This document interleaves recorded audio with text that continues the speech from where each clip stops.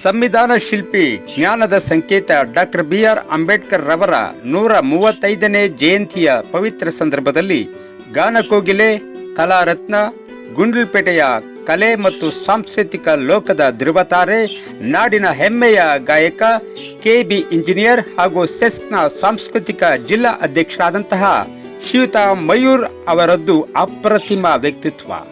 ರಾಜ್ಯೋತ್ಸವ ಪ್ರಶಸ್ತಿ ಪುರಸ್ಕೃತರು, ರಾಷ್ಟ್ರ ಮಟ್ಟದ ಕರ್ನಾಟಕ ಒಂದು ಕೀರ್ತಿ ಪತಾಕಿಯನ್ನು ಹಾರಿಸುತ್ತಿರುವ ಅವರ ಕಲಾ ಸೇವೆ ಅನನ್ಯ.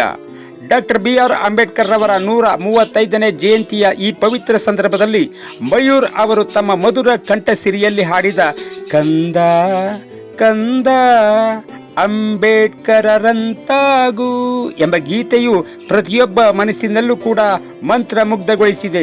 ಅಂಬೇಡ್ಕರ್ ಅವರ ಆದರ್ಶಗಳನ್ನು ತಮ್ಮ ದನಿಯ ಮೂಲಕ ಜನಸಾಮಾನ್ಯರ ಹೃದಯಕ್ಕೆ ತಲುಪಿಸುವಲ್ಲಿ ಅವರು ಯಶಸ್ವಿಯಾಗಿದ್ದಾರೆ. ಅವರ ಗಾಯನದಲ್ಲಿರುವ ಭಾವ, ಭಕ್ತಿ ಮತ್ತು ಬದ್ಧತೆ ನಿಜಕ್ಕೂ ಮೈ ನೇವರೇಳಿಸುವಂತಿದೆ.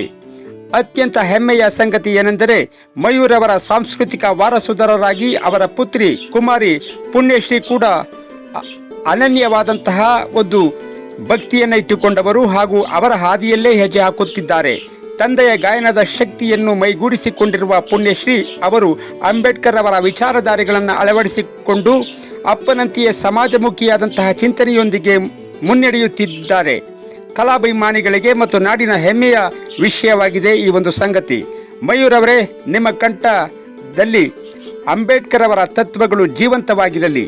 ನಿಮ್ಮ ಕುಟುಂಬದ ಈ ಸಾಂಸ್ಕೃತಿಕ ಮತ್ತು ಸಾಮಾಜಿಕ ಪಯಣ ಸದಾ ಹೀಗೆಯೇ ಅಡೆತಡೆಯಿಲ್ಲದೆ ಯಶಸ್ಸಿನ ಶಿಖರವನ್ನು ಏರಲಿ ಎಂದು ಹಾರೈಸುತ್ತೇವೆ. ಕಲಾ ಸೇವೆಯಲ್ಲಿ ನಿಮ್ಮ ಕೀರ್ತಿ ದಿಗ್ವಿಜಯವಾಗಿ ಬೆಳಗಲಿ ಎಂದು ಹಾರೈಸುತ್ತೇವೆ. ಜೈ ಅಂಬೇಡ್ಕರ್, ಜೈ ಜೈ ಸಂವಿಧಾನ್.